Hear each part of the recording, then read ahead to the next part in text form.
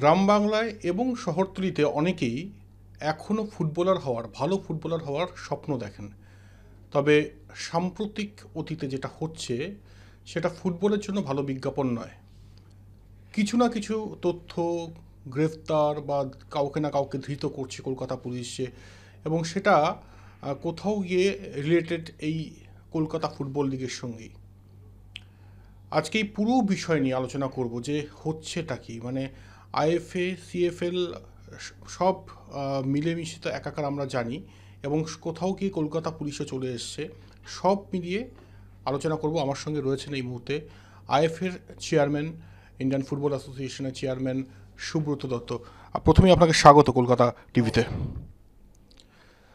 দাদা, আপনি দেখছেন যে কি হচ্ছে, মানে এখনো পর্যন্ত 3জন গ্রেফতার, আর প্রতিদিন কিছু না কিছু একটা আমরা খবর পাচ্ছি, এবং এটা যে পুরো একটা মানে বিরাট র্যাকেট কাজ করছে, এটা কোথাও মানে এটাই ভুল নেই, এটা প্রত্যেকেই জানে।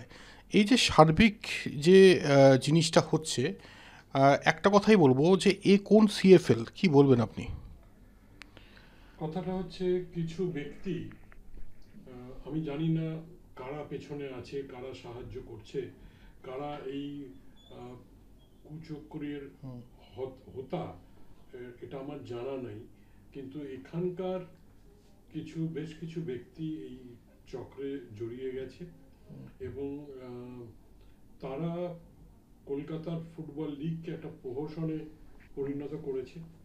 কারণ প্রচুর ম্যাচ তারা গড়াপেটা করাচ্ছে, ম্যাচ ফিক্সিং হচ্ছে এবং সেই ম্যাচ ফিক্সিংয়ের কারণ হচ্ছে বেটিং। তো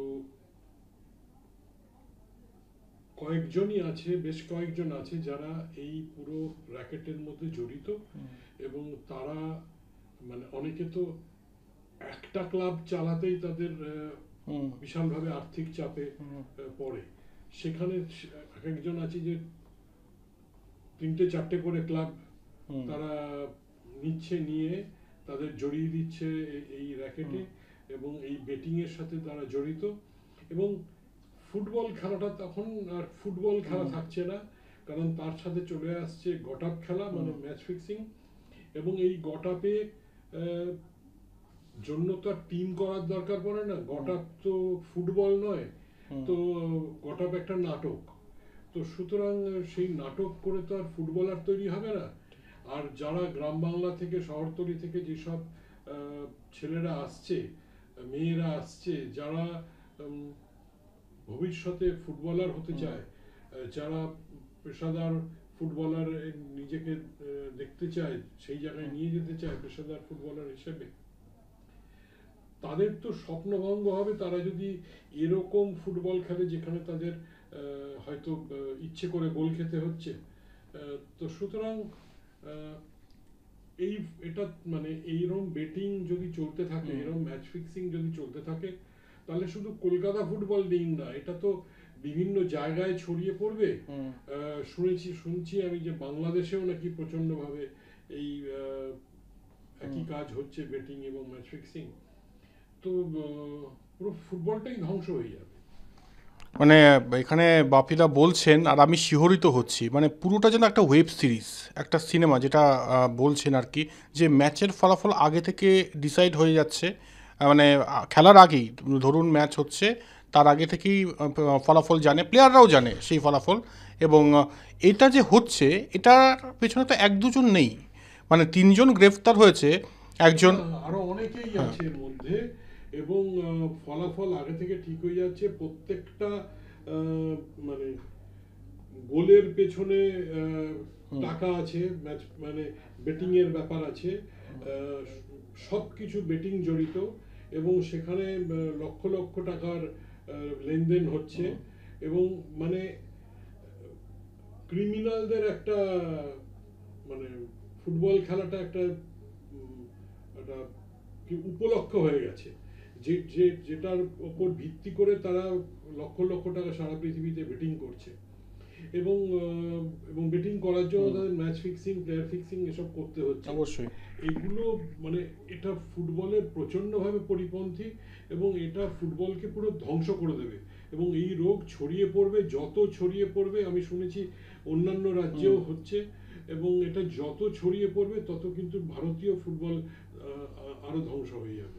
আমি সেটাই বলতে চাইছি যে এই যে ঘটনাটা ঘটছে, গতকাল একজন গ্রেপ্তার হয়েছেন, তিনি প্লেয়ার সাপ্লাই করতেন এবং প্লেয়ার সাপ্লাই করা মানে প্লেয়ারদের বুঝিয়ে দেওয়া যে এটা করতে হবে ওটা করতে হবে, তো এটা তো ওর একার পক্ষে সম্ভব নয়।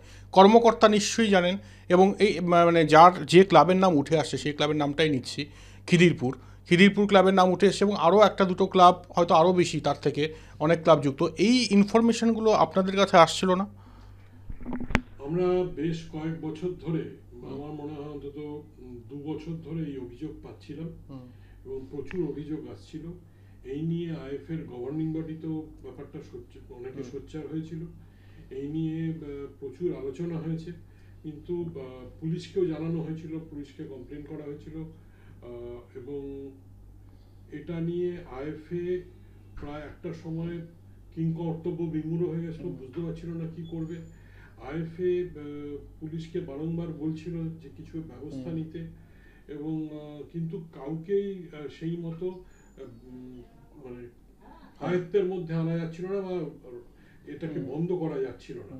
তারপরে পুলিশের সহযোগিতায় এখন অ্যাকশন হচ্ছে। আশা করি এই অ্যাকশনের দরুন আগামী দিনে এটা বন্ধ হবে। এবং এই যে প্লেয়ারদের বলা হচ্ছে যে এইভাবে খেলতে হবে, তার মানে তারা কিন্তু অ্যাকচুয়ালি খেলবে না, তারা অভিনয় করবে। তো অভিনয়টা তো তার মানে ফুটবল খেলা হবে না, নাটক হবে।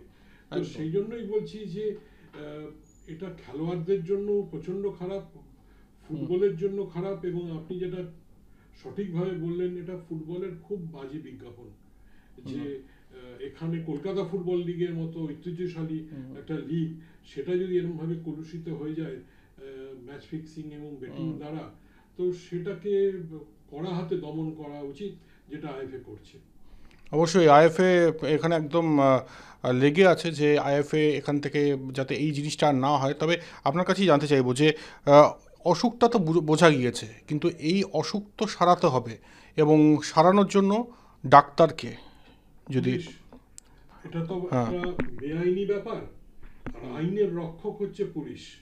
পুলিশের দ্বারস্থ হয়েছে আইএফএ, পুলিশ যথাযথ ব্যবস্থা নিচ্ছে, এমন শাস্তি হবে যারা এর মধ্যে জড়িত, যারা ধরা পড়বে, এবং সেই শাস্তি একটা দৃষ্টান্ত তৈরি হবে এবং অন্যান্যরা এইরকম কাজ করতে, ফুটবলের পরিপন্থী কাজ করতে, ফুটবলের সাথে বেটিংকে জড়িয়ে দিতে 10 বার ভাববে।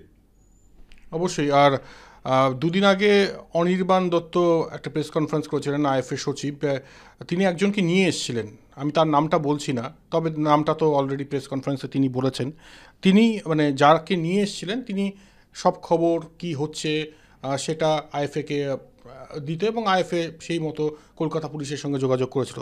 কিন্তু এবার বিষয় হচ্ছে নামটা তো জেনে গেল, মানে যারা কালপ্রিট তারা তো নামটা জেনে গেল, এবার তো তারা আরও সতর্ক হয়ে উঠবে। তো এক্ষেত্রে আইএফএ আরেকটু সতর্ক হওয়া উচিত ছিল না? কথাটা হচ্ছে সতর্ক হওয়া এক জিনিস আর কাজটা করা এক জিনিস। একটা ফুটবল খেলা যদি ওটা গটআপ ম্যাচ হয়, দেখলেই বোঝা যায় যেটার মধ্যে প্লেয়াররা জড়িত বা ক্লাব অফিসিয়ালসরা জড়িত, এবং এটা একটা গটআপ ম্যাচ হচ্ছে। এবং গটআপের উদ্দেশ্যটা যখন দেখা যায় যে পয়েন্টের ব্যাপার নয় বা রেলিগেশন প্রমোশনের ব্যাপার নয়, এটা গটআপটা হচ্ছে বেটিং এর কারণে, তখন তো আইএফএ ব্যবস্থা নেবেই, এবং যেরকম ব্যবস্থা নিয়েছে এখন। তো সুতরাং এটা যাতে ভবিষ্যতে না হয়, তার একটা এটা আমার মনে হয় সংগঠন তৈরি করা উচিত আইএফএর।